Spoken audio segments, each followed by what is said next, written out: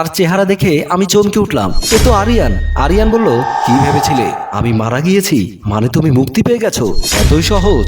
আমার অন্তরাত্মা যেখানে তোমাকে চেয়েছে সেখানে প্রেতাত্মা কিভাবে না চাইতে পারে?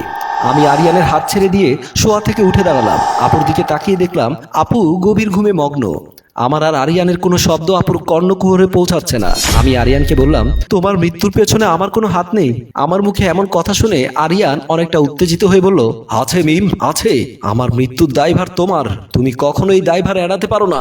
আরিয়ান যতটা না উত্তেজিত আমি ততটাই শান্ত হয়ে বললাম, কিভাবে? কল্পনা করে দেখো, আমি পৃথিবীর মায়া ত্যাগ করার পেছনে তোমার অবস্থানটা কোথায় ছিল। তখন আমি হারিয়ে গেলাম আজ থেকে 1 বছর আগে। আমি আর আমার বান্ধবী নয়নমণি স্কুল থেকে আসছিলাম। প্রতিদিনই আমরা এই টাইমে স্কুল থেকে আসি। আমরা কিছু দূর হেঁটে আসার পরে রাস্তার পাশে দেখলাম আরিয়ান দাঁড়িয়ে আছে, হাতে একটা লাল টকটকে গোলাপ। আমার পাশ কেটে যাওয়ার সময় আরিয়ান আমার সামনে দাঁড়িয়ে বলল, যদি কিছু মনে না করো নয়নমণি, তুমি কি একটু সামনে আসবে? নয়নমণি কেন সামনে যাবে? তোমার সাথে আমার কিছু কথা আছে। এভাবে রাস্তার মাঝে পথ আটকে কোনো ভদ্র ছেলের কথা থাকতে পারে না। যবে থেকে তোমার মন আমার মনকে জড়িয়ে ধরেছে তবে থেকে আমি অভদ্র হয়ে গেছি। তুমি আমাকে কাঙালও ভাবতে পারো, কাঙালের সাথে কোনো বাঙালের সম্পর্ক হতে পারে না। বলে আমি আর নয়নমণি তাকে পাশ কেটে চলে আসতে সে পেছন থেকে বলে উঠল, যত জ্বালা দৃষ্টে কালা, বারে তত প্রেমের স্বাদ, তোর লাগি বেহায়া মন করের উৎপাত। সেদিন বাসায় এসে আমি বাবা মাকে কথাটা বলি। বাবাকে কিছুটা টেনশনে দেখা গেলেও মা বলল, মেয়ে হয়ে জন্ম নিয়েছিস, বকাটে ছেলেরা একটু ডিস্টার্ব তো করবেই, সিচুয়েশন অ্যাডজাস্ট করে চলার নামই জীবন। বাবা অভয় দিয়ে বলল, তুই কোনো টেনশন করিস না মা, বিষয়টা আমি দেখছি। শুনলাম সেদিন বিকেলবেলা বাবা নামাজ পড়ে আসার সময় আরিয়ানের বড় ভাইকে নাকি বিষয়টি বলেছিল। আরিয়ানের বড় ভাই ছিল স্কুল শিক্ষক। বিষয়টি ওনার সম্মানে আঘাত হানে। উনি নাকি বাবাকে বলেছিল, আপনি কোনো টেনশন নিয়েন না চাচা, ব্যাপারটা আমি দেখছি। আরিয়ানের বড় ভাই নাকি বাসায় গিয়ে আরিয়ানকে সেদিন অনেক শাসিয়েছিল। আমি একজন স্কুল শিক্ষক, রাস্তায় যখন আমাকে মানুষ বকাটের ভাই বলে, তোর নামে নালিশ করে, তখন কোথায় যায় আমার শিক্ষকতার মর্যাদা? তোর জন্য আমি আমার নীতি নৈতিকতা বিসর্জন দিতে পারবো না। ফার্দার যেন এমন না শুনি। প্রেমিকের উদাসিয়া প্রাণপ্রিয়া ছাড়া কি কিছু বোঝে?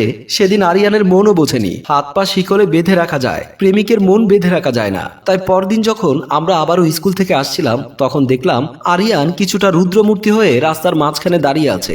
আমাকে দেখে বলল, দেখো মিম, একটা কুকুর যেমন প্রভুর পাশ ছাড়ে না, আমার বিভাগী মনও তোমার পাশ ছাড়বে না। তুমি আমার মনের উপর যতই করো ব্যত্রাঘাত, এতিমেই মন তবুও তোমার লাগি করে উৎপাত। আমার অ্যাম্বিশন হচ্ছে ভালো করে লেখাপড়া করে বাবা মায়ের মুখ উজ্জ্বল করা, কারো প্রেমে পড়ে তার আমাবস্যার জীবনে জ্যোৎস্না ছড়ানো নয়। কি এমন ক্ষতি হয়? পলাতক পাখি না হয়ে চাতক মনের দোসর হলো। সেদিন আমি আর কোনো কথা না বলে আবারও বাসায় এসে বাবা মাকে বিষয়টি অবগত করি।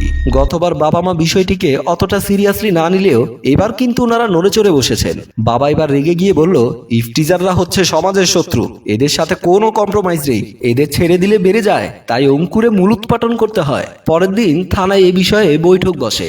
থানার অফিসার বলে, ওকে প্রায় সময় তোমাকে ডিস্টার্ব করে? প্রতিদিনই করে। তারপর অফিসার আরিয়ানের বড় ভাইকে বলল, আপনি শিক্ষক মানুষ, শিক্ষা জাতির মেরুদণ্ড, অথচ আপনি আপনার ভাইকে শিক্ষা দিতে পারেননি। কথাগুলো আরিয়ানের ভাইয়ের কলিজায় লাগে। সেদিন আরিয়ানের ভাই বলেছিল, আল্লাহর কাছে ফরিয়াদ করি কোনো স্কুল মাস্টারকে যেন এরকম লাফাঙ্গা ভাই না দেয়। তারপর উনি আমার দিকে হাত জোর করে বলল, মা, পারলে আমাকে তুমি ক্ষমা করে দিও, আমার ভাইয়ের হয়ে তোমার কাছে হাত জোর করে ক্ষমা চাচ্ছি। নিশ্চয় তুমি উপলব্ধি করতে পারছো একজন মাস্টার হয়ে ছাত্রীর কাছে হাত জোর করে ক্ষমা চাওয়ার কষ্টটা কোথায় গিয়ে লাগে। সেদিন বাবার বাড়াবাড়ি না করে অফিসারকে বলেছিল, অফিসার, এবারের মতো ওদের ক্ষমা করে দিন, ফার্দার যেন এমন ঘটনার পুনরাবৃত্তি না হয়।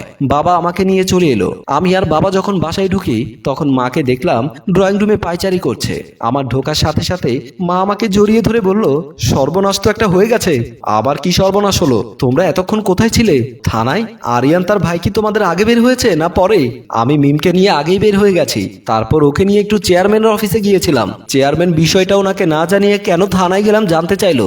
আমি বললাম, আপনাকে অনেকবার ফোন করেছি, পাইনি, তাই বাধ্য হয়ে থানায় গিয়েছিলাম। আরিয়ান আর বেঁচে নেই। মায়ের মুখে কথাটা শুনে আমি আঁতকে উঠি। আরিয়ান আর বেঁচে নেই মানে?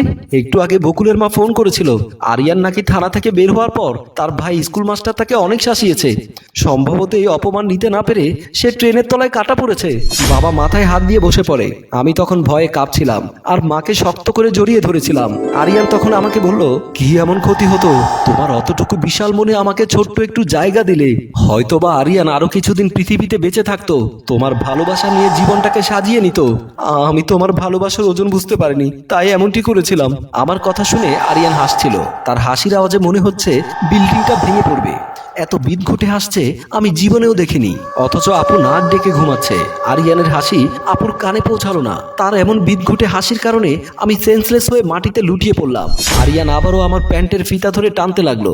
এমন সময় আরিয়ান দেখতে পেল, সম্মানিত ভিউয়ার্স, আরিয়ান কি দেখতে পেল সেটা যদি আপনারা জানতে চান তাহলে আমাদেরকে একটি দিন সময় দিতে হবে এবং কমেন্ট করে জানাতে হবে আপনারা কি এই গল্পের তৃতীয় পর্ব চান কিনা। আপনাদের কমেন্টের উপরে ভিত্তি করে আমরা তৃতীয় পর্ব নিয়ে আগামী পরশু ঠিক দুপুর 2টায় এই পেজে হাজির হব। ততক্ষণ পর্যন্ত ভালো থাকবেন আর আমাদের গল্পটি শেয়ার করে সবাইকে দেখার সুযোগ করে দেবেন। ধন্যবাদ।